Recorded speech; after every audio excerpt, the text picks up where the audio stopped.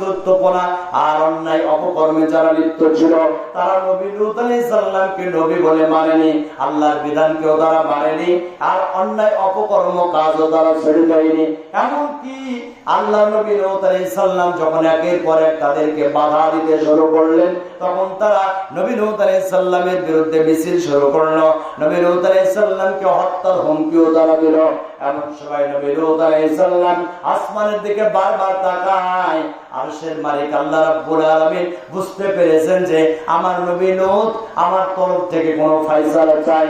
আল্লাহ রাব্বুল আলামিন তখন জিবরিল আলাইহিস সালামের নেতৃত্বে 4 জন ফেরেশতার কমিটি গঠন করে দিয়া আল্লাহ রাব্বুল আলামিন জানায় দিলেন, রে ফেরেশতারা, তোমরা পৃথিবীতে চলে যাও। দুইটা বিষয়ে আমি চূড়ান্ত সিদ্ধান্ত নিয়েছি। নাম্বার 1, তোমরা পৃথিবীতে চলে যাও। 1 নাম্বার সিদ্ধান্ত হলো আমি হযরত ইব্রাহিম আমার খলিল তাকে বৃদ্ধ বয়সে একটা সন্তান দিতে চাই। এই সংবাদটা নিয়ে তোমরা দুনিয়াতে চলে যাও। 2 নম্বর সিদ্ধান্ত হলো তোমরা ওই সদম অঞ্চলে গিয়া আমার নবী লূত আলাইহিস সালামের অবাধ্য কওমগুলোকে ধ্বংস করে দাও। এই 2টা সিদ্ধান্ত নিয়ে তোমরা এখন দুনিয়াতে চলে যাও। এবার হযরত জিবরিল আলাইহিস সালামের নেতৃত্বে 4 জন ফেরেশতা পৃথিবীতে আগমন করলেন যুবকের বেশ ধারণ করে, একেবারে সুদর্শন যুবকের রূপ ধারণ করে হযরত ইব্রাহিম খলিলুল্লাহর কাছে এসেছেন। ইব্রাহিম খলিলুল্লাহর একটা সুন্নাত ছিল, সেটি হলো তিনি মেহমান ছাড়া খাবার খেতেন না, তিনি প্রত্যেক খাবারে মেহমান খুঁজতেন। সেই দিন বাইরে খুঁজতে খুঁজতে 4 জন ভিনদেশী যুবককে পেয়ে ইব্রাহিম আলাইহিস সালাম খুব খুশি, তাদেরকে টেনে নিয়ে বাড়িতে গিয়েছেন, ভুনা করে গোশত তাদেরকে খেতে দিয়েছেন। কিন্তু কেউ গোশত খায় না, কারণ ফেরেশতারা তো কোনো খাবার খায় না। কি বলেন, ঠিক না ঠিক? ইব্রাহিম আলাইহিস সালাম আল্লাহ পাকের প্রিয় খলিল, যার সুন্নাত আমরা পালন করবো আগামী কুরবানিতে, সুন্নাতে ইব্রাহিমে কুরবানির ঈদ। ইব্রাহিম আলাইহিস সালামের সেই মানে পুত্র সন্তান ইসমাইলকে কুরবানির যে এই ইতিহাসকে চিরঞ্জীব করে রাখার জন্য এই কুরবানি আমাদের মাঝে প্রচলন হয়েছে। কথা বলে ঠিক কিনা? ইব্রাহিম আলাইহিস সালামের কাছে আসলে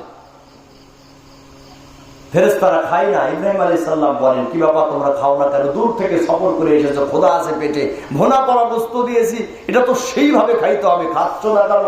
পছন্দ হয়নি নাকি? কেউ কথা পায় না, একজন আরেকজনের দিকে তাকায়।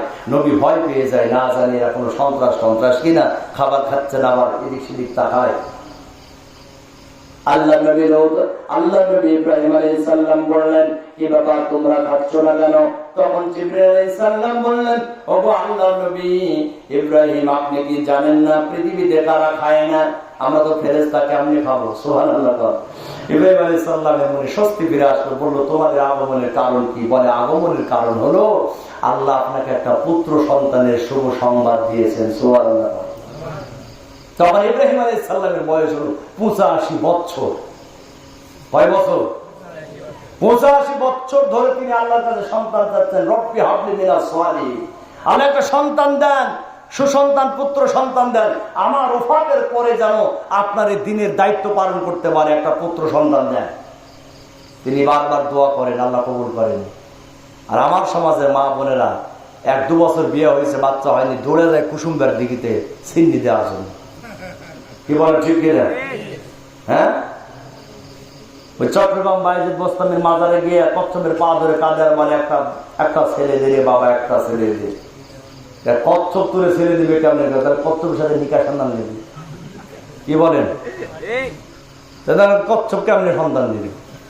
মানুষ হয়ে কচ্ছপের পা ধরে কেঁদে কেঁদে কয় সন্তান দাও, কেউ কয় ব্যবসায় বরকত দাও, কেউ কয় আমার অসুখ ভালো করে দাও। কোন প্রকৃতির মানুষ দুনিয়াতে আছে চিন্তা করে। মাজারে যা সেজদা দিয়ে বলে, বাবা একটা সন্তান দাও, একটা ছেলে দে রে বাবা, একটা ছেলে দে, কামাই খাবার নয় রে বাবা, মাটি দেবার দে। আছে না নাই? বাবার কাছে সন্তান চায়, বাবা তোমারে কেমনে সন্তান দিবি? মায়ের পেটের সন্তান পৃথিবীর কেউ দিতে পারে না। মায়ের পেটে যে সন্তানের আকৃতি দান করেন তিনি কে? তিনি আল্লাহ। তিনি সেই সত্তা যিনি মায়েদের মাতৃগর্ভে সন্তানের আকৃতি দান করে থাকেন। বলেন সুবহান। আল্লাহ তার এই সংবাদ দিয়ে চলে গেলেন সদম অঞ্চলে। এই সদম অঞ্চল সুদর্শন যুবকের রূপ ধারণ করে চলে গেছেন লূত আলাইহিস সালামের অঞ্চলে। লূত আলাইহিস সালামের অবাধ্য দুষ্ট কওমের যুবকের চরিত্র তো খারাপ, ওরা যুবক পাইলেই পাগল, কি বলেন ঠিক কিনা? মেয়েদেরকে ছেড়ে দিয়েছে, ছেড়ে হয়ে ছেলেকে তারা পছন্দ করে, আর অপরূপ চেহারা ধারণ করে চার ফেরেশতা সদম অঞ্চলে ঢুকেছে তাদেরকে পরীক্ষা করার জন্য। আল্লাহ বলে দিয়েছেন ফেরেশতারা সদম অঞ্চলে যখন যাবে তখন তোমরাও একটু পরীক্ষা করে নিবে যে লূত আলাইহিস সালামের কওমেরা সত্যিই খারাপ কিনা, তোমরা একটু পরীক্ষা করবে। নাম্বার 1। 2 নম্বর কথা হলো, তোমরা ততক্ষণ পর্যন্ত ওদেরকে শাস্তি দিবে না যতক্ষণ নবী লূত আলাইহিস সালাম 3 বার সাক্ষী দিয়ে এ কথা না বলবে যে আমার কওমের লোকেরা খারাপ। এই কথা 3 বার নবী লূত যখন বলে সাক্ষী দিবে তখন তোমরা শাস্তি দেওয়া শুরু করবে। তোমরা নিচে থেকে শাস্তি দিবে, তাদেরকে শাস্তি দিবার জন্য আমি আসমানে জামা পাথর নাম লেখে লেখে রেডি করেছি। যার নাম যেই পাথরে আছে ওই পাথর তার মাথার উপরে পড়ে ওর রাস্তা নাবুদ করে দিবে। বলে নাউজুবিল্লাহ। সূরা হুদের ভিতরে এই ঘটনাগুলো চমৎকার করে লেখা আছে। ফেরেশতারা চলে গেলেন সদম অঞ্চলে, নবী লূত আলাইহিস সালামের অঞ্চলে ফেরেশতারা প্রবেশ করলেন যুবকের রূপ ধারণ করে। তারা সিদ্ধান্ত নিয়েছে নবীর সাথে শুরুতে তারা কোনো কথা বলবে না, নিজেদের পরিচয় দিবে না। এবার এক পা দুপা করে হাঁটতে হাঁটতে নবীর বাড়ির কাছে চলে গেলেন। কোন যুবকের সাথে দেখা হয়নি। লূত আলাইহিস সালামের একজন কন্যা পুকুরের ঘাটে থালা বাসন পরিষ্কার করার জন্য গিয়েছে। দূর থেকে দেখতে পেল অপরূপ সুন্দর চেহারা 4 যুবক। কোনদিন এত চমৎকার চেহারার যুবককে কখনো দেখা যায়নি। সদম অঞ্চলের যুবক বলেও মনে হয় না। নবীর কন্যা চিন্তা করলেন নিশ্চয়ই যুবকেরা অন্য কোন রাষ্ট্রের হতে পারে, পথ করে হয়তো এই অঞ্চলে চলে এসেছে। কিন্তু তারা তো জানে না এই অঞ্চলের যুবকদের চরিত্র বড় খারাপ। এই অঞ্চলের যুবকেরা যদি এই সুদর্শন যুবকদেরকে দেখতে পায় তাহলে কুকুরের মতো টেনে টেনে ছেড়ে ছেড়ে তারা খাবে। তারা এদের সাথে মিলন ঘটাবে, এদেরকে বেইজ্জতি করবে, এদেরকে অপমানিত করবে, লাঞ্ছিত করবে। তাহলে কি করা যায়? এক করে তিনি বাড়িতে চলে গিয়ে বললেন, আব্বা, আল্লাহর নবী লূত আপনার রাষ্ট্রে 4 জন যুবককে আমি দেখতে পেলাম, অপরিচিত যুবক, যাদেরকে ইতিপূর্বে কখনো দেখি নাই। আমার মনে হয় এই 4 জন যুবক অন্য কোন রাষ্ট্র থেকে পথ ভুলে আপনার রাষ্ট্রে ঢুকে গেছে। কিন্তু তারা তো জানেন আপনার কওমদের চরিত্র কত খারাপ। আপনি যেহেতু আল্লাহর নবী, তাদেরকে একটু বাঁচান, তাদের ইজ্জত সম্মান ইজ্জত আবরু আপনি তাদের বাঁচান। নবী লূত আলাইহিস সালামের কথা শুনে এক করে তিনি বাইরে চলে গেলেন। যাবার পর দেখলেন সত্যই সুন্দর চেহারা 4 জন যুবক। এত চমৎকার চেহারা যুবককে নবী লূত কোনদিন দেখে নাই। এই যুবকদের সামনে গিয়ে আল্লাহর নবী লূত আলাইহিস সালাম সালাম দিলেন। তারা সালামের জবাবটা মনে মনে দিয়েছে, কিন্তু মুখ ফুটে উচ্চারণ করে কোনো কথা বলেনি। একেবারে বোবার মতো আচরণ করলেন। লূত আলাইহিস সালাম বলছেন, ও যুবকেরা, তোমাদের বাড়ি কোথায়? তারা কথা বলে না। লূত আলাইহিস সালাম ডেকে বলছেন, তোমরা কেন এই রাষ্ট্রে ঢুকেছো? তোমাদের বাড়ি কি রাষ্ট্রের মধ্যে নাকি ভিনদেশে? তোমরা একটু বলো। তারা কথা বলে না। লূত আলাইহিস সালাম একের পর এক প্রশ্ন করেন, কিন্তু তারা কোনো জবাব দেয় না। লূত আলাইহিস সালাম রাগান্বিত হয়ে বললেন, ও যুবকেরা, তোমরা কথা বলছো না তো, কিন্তু তোমরা তো জানো না আমার কওমদের যুবকদের চরিত্র বড় খারাপ। ওরা যদি একবার তোমাদের দেখতে পায় তোমাদের ইজ্জত নষ্ট করে ফেলবে। সাক্ষী কিন্তু একবার হয়ে গেল, কি বলেন ঠিক কিনা? এক ফেরেশতা আর এক ফেরেশতার দিকে তাকায় আর বলে, হাজার পান্ডি রেডি কর, কারণ মার হবে এখন। কি বলেন ঠিক কিনা? সাক্ষী একবার হয়ে গেছে, আর খালি 2 বার বললে হয়। আল্লাহ নবী লূত আলাইহিস সালাম 4 যুবককে হাত ধরে বলতেছে, তোমরা তাড়াতাড়ি করে আমার বাড়িতে চলো, কারণ এই সমাজের কোন যুবকের নজরে যেন তোমরা না পড়ো। বিপদে পড়লে মানুষ মানুষকে যেমনি তড়ি ঘড়ি করে টেনে বের করে, এমনি করে টেনে টেনে নিয়ে যাচ্ছেন তাড়াতাড়ি করে ঘরের মধ্যে তোলার জন্য। এইবার তাড়াতাড়ি করে যাবার পর এইবার যেতে যেতে নবী লূত আলাইহিস সালাম বলছেন, ও যুবকেরা, তোমরা তো কোনোই কথা বলছো না, আমি তো বড় পেরেশানিতে আছি, তোমাদের ইজ্জত আবরু কেমনে রক্ষা করব? কোথা থেকে এসেছো, কেন এসেছো, কিছুই বলো না। তোমরা তো জানো না আমার কওমদের যুবকদের চরিত্র বড় খারাপ। এক ফেরেশতা আর এক ফেরেশতার দিকে তাকায়, আর দেরি নাই, এবার হালা পান্টি রেডি করো, কারণ খেলা হবে, কাদের কাকর মতো খেলা হবে, শুরু হবে এখন। কি বলেন ঠিক কি? ঘরের মধ্যে চলে গেল, নাস্তা পানি দিয়েছেন খাবার জন্য, একজনও কোনো নাস্তা খায় না। লূত আলাইহিস সালামের আরো একটু মেজাজ খারাপ হয়ে গেল। এরা কথাও কয় না, পরিচয় দেয় না, নাস্তা দিয়েছি সেটাও খায় না। কি এক মুসিবতে পড়লাম এদের। এমন সময় লূত আলাইহিস সালামের স্ত্রী ঘরে ঢুকেছে। লূত আলাইহিস সালাম চিন্তা করলেন এইবার বড় বিপদে পড়ে গেলাম। লূত আলাইহিস সালামের স্ত্রীকে নবী লূত বললেন, শোনো, আমার বাড়িতে 4 যুবক মেহমান হয়েছে, এইটা তুমি আমার এলাকার কোন যুবককে জানাবে না। কেন বললেন জানেন? লূত আলাইহিস সালামের স্ত্রী আল্লাহর নবী লূত আলাইহিস সালামের সিদ্ধান্তের বিপরীতে চলে, আল্লাহ এবং নবীর সিদ্ধান্তের বিপরীতে চলে। পৃথিবীর জমিনে দুশ্চরিত্র বলতে যে সমস্ত খারাপ গুণ আমরা বুঝি, এমন কোন খারাপ গুণ কিন্তু নবীর স্ত্রীর মধ্যে ছিল না। আমরা বলি না অমুক মেয়ে দুশ্চরিত্র, মানে কি?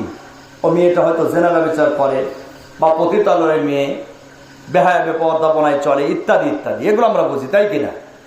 তো নবীর স্ত্রী লূত আলাইহিস সালামের স্ত্রীর চরিত্রে এমন কোন কলঙ্ক ছিল না, কোন অন্যায় অপকর্ম তার ছিল না। অপরাধটা কি ছিল ভালো করে বুঝুন। অপরাধটা ছিল হলো আল্লাহ এবং নবী লূত আলাইহিস সালামের সিদ্ধান্তের বিপরীতে চলা। তার মানে আল্লাহ এবং নবীর শত্রুদেরকে সাহায্য করা ছিল তার কাজ। এই জন্য পৃথিবীতে 2টা নবীর স্ত্রী জাহান্নামে যাবে। কয়টা নবীর স্ত্রী? 2টা নবীর স্ত্রী জাহান্নামে যাবে। নবীর বউ হবার পরেও ওরা জান্নাতে যাইতে পারবে না। নাম্বার 1 হযরত নূহ আলাইহিস সালামের স্ত্রী জাহান্নামে যাবে। নাম্বার 2 হযরত লূত আলাইহিস সালামের স্ত্রী জাহান্নামে যাবে। এই 2টা মহিলা নবীর স্ত্রী হওয়ার পরও নবীদের আনিত দ্বীন তারা গ্রহণ করেনি। তারা আল্লাহ এবং নবীর যারা দুশমন তাদেরকে সহযোগিতা করেছিল। এই অপরাধে তারা জাহান্নামে যাবে। এছাড়া অন্য কোনো অপরাধ তাদের চরিত্রে ছিল না। এবারে এখান থেকে একটা ভালো জিনিস বুঝেন তো, আল্লাহ এবং নবীর দুশমনদেরকে যারা সহযোগিতা করার অপরাধে দুদকে যাচ্ছে না, আপনি আর আমি এই জগতে, এই সমাজে যারা আল্লাহর বিধান এবং নবীর আদর্শের বিপরীতে অবস্থান যারা করছে, তাদেরকে যারা রাজনৈতিক তোকমা দিয়ে সহযোগিতা করছে, তাদের অবস্থান তো ওইরকমই হবে। কি বলে ঠিক কিনা? কথাকে বোঝা গেছে? যারা আল্লাহ এবং আল্লাহ রাসূলের সিদ্ধান্তের বাইরে রাজনৈতিক তোকমা দিয়ে তাদেরকে সাহায্য করে, রাজনীতি করে, ভালোবাসে, সহযোগিতা করে। নবীর বউ যদি অপরাধ করে দুজকে যায়, তা আপনি আমি কি? এই অপরাধ করলে আপনাকে আমাকেও দুজকে যাইতে হবে। কি বলে ঠিক কিনা? অতএব যারা আল্লাহ এবং নবীর আদর্শের পরিপন্থী, তাদের দল করাও হারাম। কথা বলে ঠিক কিনা? তাদের সাথে উঠা বসা, তাদের সাথে লেনদেন, তাদেরকে সহযোগিতা, হ্যাঁ সামাজিক সহযোগিতা থাকবে, কিন্তু ইসলামের কোনো বিষয় নিয়ে তাদের সাথে কোনো সম্পর্ক থাকবে না। কি বলে ঠিক কিনা? লূত আলাইহিস সালাম বললেন, খবরদার এই 4 যুবকের কথা বলবো না। লূত আলাইহিস সালামের স্ত্রী ঘরের ছাদে উঠেই একটা লাঠির মাথায় ওই কাপড় বেঁধে এমনি করে উড়াতে লাগলেন। বললেন, আয় আয় আয়। যুবকেরা দূর থেকে বুঝতে পারলো আমাদেরকে ডাকা হচ্ছে, তারা ছুটে চলে আসলো, এসে বাড়ি ঘেরাও করলো। দেখে লূত আলাইহিস সালামের সামনে 4 জন যুবক বসে আছে। এত সুন্দর চেহারার যুবক যা কোনোদিন তারা দেখেনি। পাগল হয়ে গেছে, মাথায় যেন রক্ত উঠে গেছে। কখন এই যুবকদেরকে পাবো আর তাদের সাথে মিলন ঘটাবো? বলে নাউজুবিল্লাহ। এরা চতুর্দিকে ঘেরাও করলো আর লূত আলাইহিস সালামকে অহংকার ওই দৈত্যপনায় আহ্বান করে বলল, হে লূত, তোমার ঘরে যে 4 জন মেহমান আছে আমাদের হাতে তুলে দাও, আমরা তাদেরকে ভোগ করতে চাই। লূত আলাইহিস সালাম বললেন, অসম্ভব, এরা আমার বাড়ির মেহমান, এদেরকে বেইজ্জতি করার ক্ষমতা তোমাদের নেই, আমি তা হতেও দিব না। ফেরেশতারা খালি তাকায় আর দেখে, কেরা আর একবার সাক্ষ্য দেয় না কেন? হ্যাঁ, ফেরেশতারা দেখে আর ওরা চতুর্দিকে ঘেরাও করে বলে, তুমি যদি স্বেচ্ছায় যুবকদেরকে আমাদের হাতে তুলে না দাও হে লূত, তাহলে তোমার জানালা দরজা ভেঙে তোমার এই মেহমানদেরকে আমরা ভোগ করবো, সাথে সাথে তোমাকেও গলা ধাক্কা দিয়ে এই সদুম অঞ্চল থেকে বের করে দেবো বলে নাউজুবিল্লাহ। তখন নবী লূত আলাইহিস সালাম দুঃখ করে আফসোস করে 4 যুবকের দিকে তাকায়া বলেন, ও যুবকেরা, দীর্ঘ সময় ধরে জিজ্ঞাসা করেছে তোমাদের নাম কি, তোমাদের বাড়ি কোথায়, কোথা থেকে এসেছো, নাস্তা করতে দিয়েছি তবু খাওনি, আমার সাথে কথাও বলনি। আমি যে পেরেশানিতে ছিলাম সেটা এখন হয়ে গেল। এখন তো দেখতে পেলে যে আমার কওমের যুবকদের চরিত্র কত খারাপ। সাক্ষী কয়বার হয়ে গেছে? এইবার জিবরিল আলাইহিস সালাম ডাক দিয়ে বলছেন, ও আল্লাহর নবী লূত, আপনার কোনো এখন টেনশন নাই। লূত আলাইহিস সালাম হতভম্ব হয়ে গেলেন, কে আমার সামনে কথা বলে? তিনি আনমনা হয়ে তাকাতে থাকলেন, দেখলেন এই 4 যুবকের মধ্য থেকে একজন কথা বলে, ওগো আল্লাহর নবী লূত, এখন আর আপনার কোনো টেনশন নাই, এখন যা কিছু করার আমরাই করব। লূত আলাইহিস সালাম বললেন, তোমরা নাকি বোবা, কথা বলতে পারো না, এখন কেমনে কথা বললে? এবার জিবরিল আলাইহিস সালামের নেতৃত্বে 4 জন ফেরেশতা ডাক দিয়ে বলে, ওগো আল্লাহর নবী লূত, আমরা কথা বলতে পারি, তবে আমরা দুনিয়ার কোনো মানুষ নই, আমরা আল্লাহর প্রেরিত ফেরেশতা। এতক্ষণ ধরে আপনার 3 বার সাক্ষী প্রদানের জন্য অপেক্ষা করছিলাম। এখন আমরা আপনার কওমদেরকে, এই অবাধ্য সম্প্রদায়কে ধ্বংস করার জন্য এই পৃথিবীতে এসেছি। আল্লাহ পাক আমাদেরকে পাঠিয়ে দিয়েছেন। এখন আপনার প্রতি আমাদের যেটা নাসিহত সেটা হলো, আপনি ঈমানদার বান্দা বান্দীদেরকে নিয়ে, আপনার আহল পরিবারকে নিয়ে সুবে সাদিকের আগে এই সদম অঞ্চল ছেড়ে আপনি প্যালেস্টাইন, বাইতুল মুকাদ্দাস, ফিলিস্তিনের মসজিদের দিকে রওনা দিবেন। আপনি যখন রওনা দেবেন তখন আমরা এদেরকে মার শুরু করব, এদের প্রতি শাস্তি দেওয়া শুরু করব, গজব দেওয়া শুরু করব। এরা চিৎকার চেঁচামেচি করবে, আপনি এবং ঈমানদার লোকেরা তারা যেন পিছনের দিকে একবারও ফিরে না তাকায়। ওগো আল্লাহর নবী লূত, আপনার স্ত্রী কিন্তু আপনার সাথে সাথে যেতে থাকবেন, আপনি নিষেধ করবেন না। তবে দেখবেন এক পর্যায়ে যে আপনার স্ত্রী পিছনের দিকে তাকাবে, তখন কিন্তু তার উপরেও শাস্তি শুরু হয়ে যাবে, তার উপরেও গজব শুরু হয়ে যাবে। কারণ হলো আপনার স্ত্রী আপনার আহল পরিবারের অন্তর্ভুক্ত নয়। শুরু হয়ে গেল খেলা, মার শুরু হয়ে গেল, চিৎকার চেঁচামেচি, আহাজারি, আর্তনাদ। নিচ থেকে মারে ফেরেশতারা, আর উপর থেকে ফেলে আল্লাহ ঝামা পাথর। এই পাথর যার মাথায় পড়ে, যে যে অপরাধী তার নাম লিখে দিচ্ছে আল্লাহ, তার মাথায় এসে পড়ে, জমিনের সাথে নাস্তানাবুদ হয়ে যায়। আর আহাজারি, আর্তনাদ, ক্রন্দন, রক্তপাতে পুরো সদুম অঞ্চল একেবারে মুহূর্তের মধ্যে ধূলিসাৎ হয়ে গেল। আল্লাহ বললেন, ওরা যে অপরাধ করেছিল, পুরুষে পুরুষের সাথে মিলন ঘটিয়ে যে ন্যাক্কারজনক কবিরাপনা করেছিল, এর শাস্তি এতটুকু নয়। হে ফেরেশতা জিবরাইল, পুরো সদুম অঞ্চলটাকে পাখনা দিয়া আসমানে উঠায় নাও এবং সেটা উল্টো করে এত জোরে ধাক্কা দেবে যেন ওই জমিনটা একেবারে জমিনের নিচে দেবে গিয়ে ওখানে সাগর সৃষ্টি হয়ে যায়। আল্লাহর হুকুম পেয়ে ফেরেশতা তুলে এত জোরে ধাক্কা দিবে, জমিনটা মাটির নিচে দেবে চলে গেছে। আজ পর্যন্ত একটা লাশের সন্ধান হয়নি। আজ পর্যন্ত ওই মৃত সাগরে কেউ ডুবে না, ও তলার সন্ধান নেই। যারা কোনদিন সাঁতার জানে না তারা হাত পা ছেড়ে দিলে পানির উপরে ভাসে, ওটা গজবের সাগর। ওই জায়গায় কোনো ব্যাঙ নেই, মাছ নেই, কাঁকড়া নেই, কুমির নেই, কিচ্ছু নেই, কোন প্রাণী ওই সাগরের পানির মধ্যে নেই। ওটা গজবের সাগর, আজও পৃথিবীতে আছে। বলেন আল্লাহু আকবার।